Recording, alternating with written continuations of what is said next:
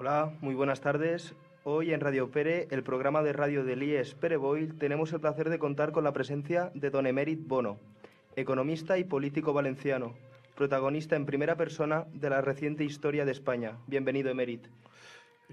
Gracias. Bien, después de escuchar a Mahler, ¿qué queréis más? Bueno, pues queremos en primer lugar agradecerle su disponibilidad para poder realizar esta entrevista y también sobre la fabulosa charla que nos ha dado antes. Muchas gracias. Bueno, pues yo agradeceros que me hayáis permitido venir aquí y explicarlo a vosotros. Eso es mi labor pedagógica. Ya sabe usted que yo estoy en la economía del don. Y dar a cambio de nada. Soy pensionista y al servicio de la sociedad. Buena filosofía. Emèrit Bono, nacido en el año 1940, al comienzo de la dictadura franquista, comenzó su vida política oficialmente en 1966, cuando se incorporó de forma clandestina al Partido Comunista Español. Fue diputado al Congreso en las primeras Cortes Generales de la Democracia y posteriormente ha ocupado diversos cargos políticos en el ámbito local y autonómico. Hemos visto que durante el año 1966 usted se afilió al Partido Comunista Español. Sí. Me afilié clandestinamente. Sí, hombre, por supuesto. Que no es, antes he dicho, oficialmente usted se dedica a la política. No, yo oficialmente, clandestinamente me dedicaba a la política. O sea, solamente a partir del 77, cuando ya éramos legales, estaba, en fin, en lo que podíamos denominar oficialmente. ¿Qué le llevó a afiliarse en este partido? ¿Qué motivaciones le hicieron actuar así? Un motivo fundamentalmente práctico. El Partido Comunista era el único partido existente que yo conocí. No conocía otro. Y obviamente la gente a través de la cual yo conocía el partido, pues me merecían mucho respeto y muchos de ellos eran muy amigos míos. Y entonces, sencillamente, paulatinamente, a partir de mi visión más o menos marxista en aquella época de los procesos, me llevó a militar para, de alguna forma, con todos, ir construyendo un futuro para nuestro país. Con todos, quiero decir, con el resto de compañeros, etcétera, etcétera. Sí. En relación a su estancia en la clandestinidad del Partido Comunista, ¿qué acciones se llevaban a cabo en la clandestinidad en este partido en la época? ¿Cómo funcionaba un partido ilegal? Pues funcionaba, como su nombre indica, ilegalmente, claro. O sea, entonces, vamos a ver, el partido tenía una visión fundamentalmente de estructurar la perspectiva global, sea de todos los militantes propios de ese partido. Y eso implicaba ir aunando esfuerzos diversos de los diversos grupos que procedían de otros campos. Unos eran enseñantes, otros eran obreros, otros eran profesores de la universidad, o sea, otros eran profesores de un instituto, otros eran enfermeros, otros médicos. Entonces, bueno, había que situar y construir una cultura más o menos común alrededor de los objetivos propios del partido. Y era, pues, esto lo que el partido, su misión era esto, a través de las discusiones internas y de los documentos propios que el partido producía. En relación también con el Partido Comunista, ¿usted llegó en algún momento a sufrir algún tipo de represalia por estar dentro de esta organización ilegal? No, nunca. Estuve cerca varias veces, pero nunca llegó. Ni incluso en la propia universidad, cuando en un momento determinado, si no recuerdo, el año 73, hubo una especie de escabechina entre los profesores no numerarios, yo era un profesor no numerario, y a mí no me tocó. Bueno, pues esta es la realidad. O sea, entonces, pero otras veces en interrogatorios de la policía detenidos, salía a la palestra y tal, en fin. Y ese tío, Américo Bono, tal, ¿qué hacía, tal? Y el otro, pues no sabía, o si lo sabía, se cayó. Pero nada más. No llegué a estar nunca controlado y seguido por la policía, sí, pero no interrogado. Muy buenas tardes a todos, señoras y señores. Interrumpimos la programación a las 7:20 de la tarde para ofrecerles una información de alcance. El Partido Comunista de España ha sido legalizado. Les ofreceremos en la segunda edición de Telediario, dentro de poco más de 2 horas, más información sobre esta importante noticia. En vista de este audio, ¿qué significó para usted la legalización del Partido Comunista? Pues fue una eclosión de alegría y de satisfacción enorme. Claro, eso. Y al mismo tiempo, aquello pues significaba que una mayor responsabilidad. O sea, y claro, pues yo, pues, al cabo de estar legalizado, una semana y media después, ya teníamos una reunión en Madrid y tal, para discutir estas cuestiones. Obviamente que había que discutir estas cuestiones que pasaban, porque en la legalización no era baladí, o el sentido de que había un coste. Había que asumir la bandera, y esto era un coste para el Partido Comunista, que defendía la bandera republicana, y entonces pues había que asumir la bandera y asumir el proceso que la propia, monarquía mecanizaba. Bueno, esto era menor porque era un tema usual y normal, pero bueno, importante también. ¿Por qué era importante? Por lo siguiente: o tú asumías ese hecho que implicaba, obviamente, muchas cosas, o tú te quedabas fuera de la legalización. Y entonces era un tren que pasaba y tú o lo cogías o lo dejabas, pero si lo cogías había unos pequeños costes que tenías que pagar. Y si lo dejabas, pues a saber cuándo podrías entrar de nuevo. Eso es lo que yo siempre digo a muchos compañeros míos que en aquella época todavía de la clandestinidad, del MC y de tal, que bueno, oye, tú arriesgas y después juegas o no. Y tú arriesgas.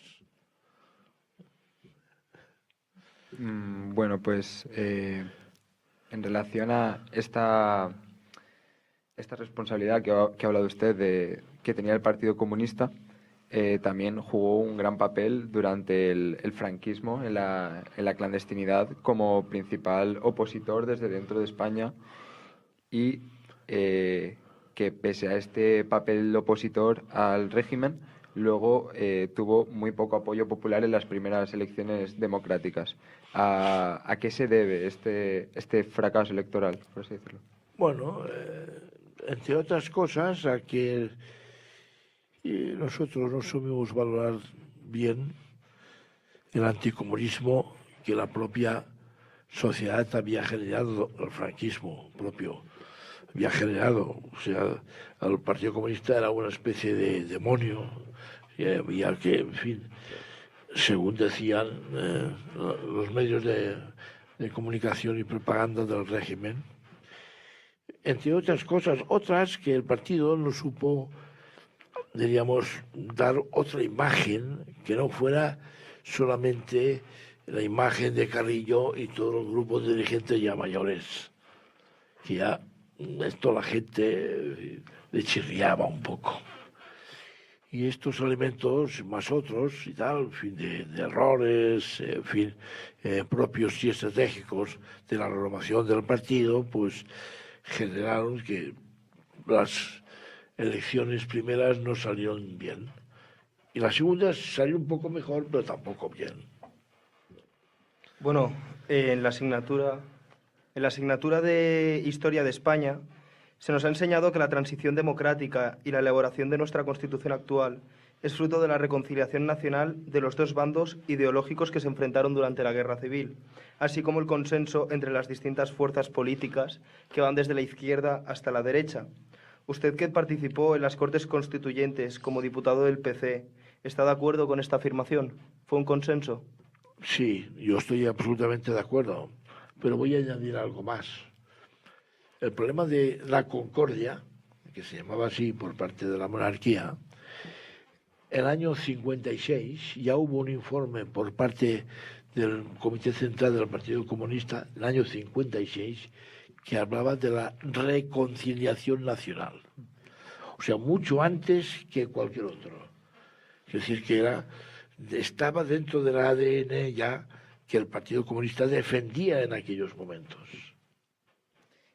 En cuanto a los costes de los que nos ha hablado anteriormente, a los que tenía que asumir el Partido Comunista, como reconocer la bandera, reconocer la monarquía, ¿piensa usted que la derecha sufrió menos costes a la hora de llegar al consenso que pudo tener la izquierda? Bueno, menos costes. La derecha necesitaba a la izquierda, porque era su legitimación. La derecha franquista, o sea, obviamente necesitaba que la izquierda o la oposición de alguna forma los legitimara como grupos políticos potentes y serios. Y entonces tenían que pagar un coste, obviamente, en este proceso, pero no fue muy elevado. ¿Cree usted que hubo suficiente debate político y denuncia del régimen franquista durante la transición? Hombre, pues hubo mucho debate, pero en aquel momento no tanto era el debate lo importante sobre la transición, sino la construcción del nuevo Estado que tenía que nacer allí, a través de la nueva Constitución y las leyes concomitantes que implicaba esa nueva Constitución. Y era eso lo que más preocupaba a los constituyentes. Ahora vamos a escuchar un audio que responde a la defensa sobre la ley de amnistía que realizó Xavier Arzalluz en el Congreso de los Diputados. Es simplemente un olvido. Una amnistía de todos para todos. Un olvido de todos para todos. Una ley puede establecer el olvido. ¿Qué opinión le merece a usted la aprobación de esta ley? Pero era un paso, insuficiente, pero era un paso. Y de hecho, como antes he explicado, pues esta ley era insuficiente y había que reordenarla en muchos aspectos. Así se hizo, poco a poco.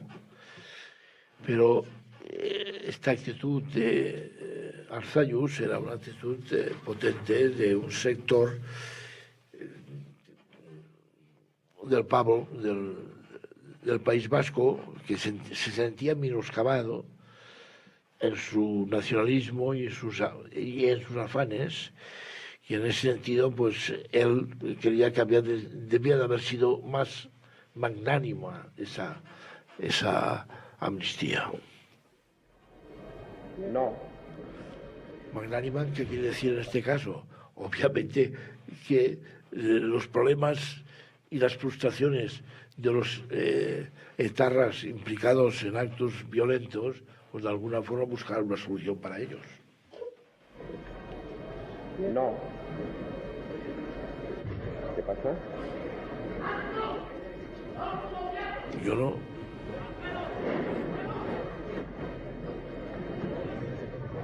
¡Quiete todo el mundo!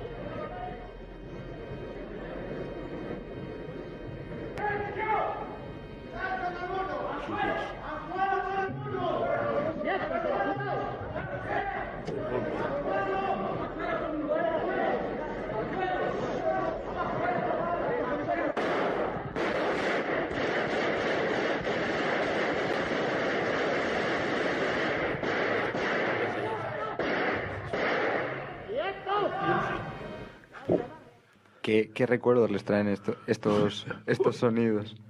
Pues eso, que nosotros veíamos al coronel de la Guardia Civil, le veíamos con su pistola en alto y los tiros, pero la metralleta que tapaleaba abajo, esa no la veíamos. Entonces no sabíamos hacia dónde se dirigía y cómo. Y entonces, claro, los recuerdos es de impotencia, como he dicho antes, de impotencia y rabia combinado con ver toda aquella historia de guardias civiles medio drogados, auténticamente, y con los fusiles empuñándote. Oye, una situación bastante delicada.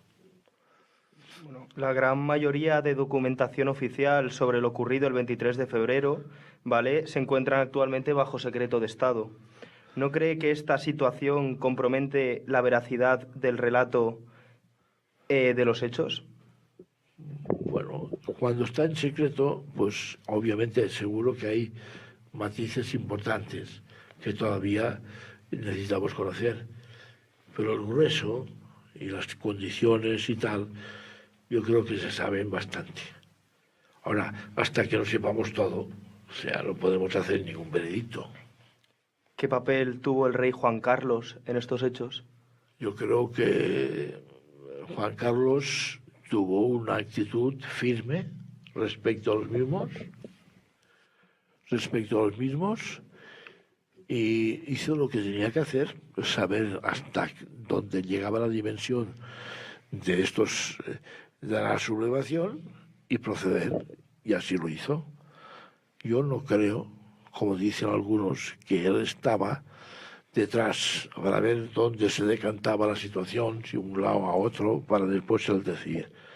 Yo creo que él jugó el papel como jefe de Estado que tiene que jugar, y lo hizo. Bueno, y con esto ahora queremos acercarnos un poco más al presente con la Ley de Memoria Histórica aprobada por Rodríguez Zapatero. Y bueno, queríamos preguntarle su opinión acerca de esta ley y qué artículos cree usted que hacen falta esta ley, de qué cadece la ley. Bueno, eso ya pertenece a otro estamento, el saber qué artículos se necesitan más. Yo ya no me dedico a la política, estoy jubilado y tal. La ley de Zapatero yo creo que es un primer paso de un proceso que se tiene que culminar en una ley auténtica una ley que recupere el sentido que ha tenido el sacrificio de los que ya no han podido seguir. Porque eso es el olvido de la gente que de alguna forma nosotros estamos ahora cabalgando a sus hombros. Es lo que hay que recuperar. No podemos recuperar sus vidas, pero sí su trayectoria, sí el hecho de que lo que ellos hicieron ha posibilitado lo que ahora somos. Y eso es fundamental para una ley. Bueno, vamos a ver ahora un mensaje de voz de un compañero nuestro. Hola, buenas tardes. Soy Néstor de Bachiller y quería preguntarte, Merit, si tú que viviste un momento político en el que pues convivíais con partidos de ultraderecha o grupos nostálgicos del régimen, pues hoy, en estas elecciones, en este último año, has percibido a Vox como una agrupación similar a pues estos antiguos partidos ultraderechas, y lo has visto como una reedición de lo mismo, o si crees que es un momento político diferente y es un partido con unas características y con una ideología pues que, aunque llamemos de ultraderecha, es significativamente diferente. Bueno, mi contestación es lapidaria. O sea, Vox es una excrescencia del PP, radical, y por tanto procede de ahí. Que ahora él ha tomado las iniciativas más radicales desde la derecha, planteando aquello de la educación fuera, o sea, sanidad fuera, daremos bonos a los padres para que lleven a sus hijos a las escuelas y tal, todas esas cosas que dice, pues obviamente es, diríamos, la manifestación de una perspectiva política absolutamente obsoleta. Pero bueno, la Reconquista empezó en Covadonga, dicen, cosa que los historiadores han mostrado que eso no, es un relato que no existe, que solamente se construye a partir de un momento determinado, pero que no existió esa perspectiva, o sea, como no existió la unificación de los reyes católicos y tal, que es un otro relato. Y entonces fundamentar una acción política de reconquista en datos absolutamente inexactos y no verdaderos constituye una auténtica posverdad y por tanto una mentira. Buenas tardes, señor Bono. Soy Andrea Rosalén, alumna de segundo de bachillerato del Instituto Pere Boil. Antes de nada, quería agradecerle haber venido a mi instituto a dar una conferencia y tenía una pregunta para usted. Me gustaría saber qué opina acerca de los sucesos que están ocurriendo en Cataluña a partir del referéndum ilegal del 1 de octubre de 2017, en el cual los políticos, mayoritariamente de derechas, acusan a los políticos independentistas catalanes de golpistas.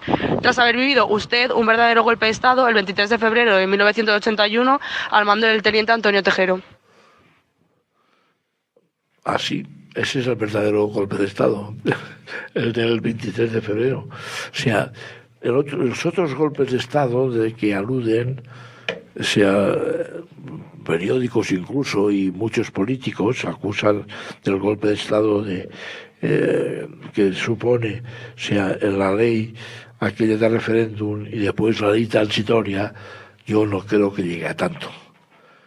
Desde luego es un tema importante, ¿eh? No es que lo deje de lado, no, pero tanto como un golpe de Estado. Un golpe de Estado significa armas como mínimo, o sea, armas como tales y capacidad de incisión. Dice, Tejero las tenía, los otros no lo sé si las tenían, creo que no, al menos no las exhibieron.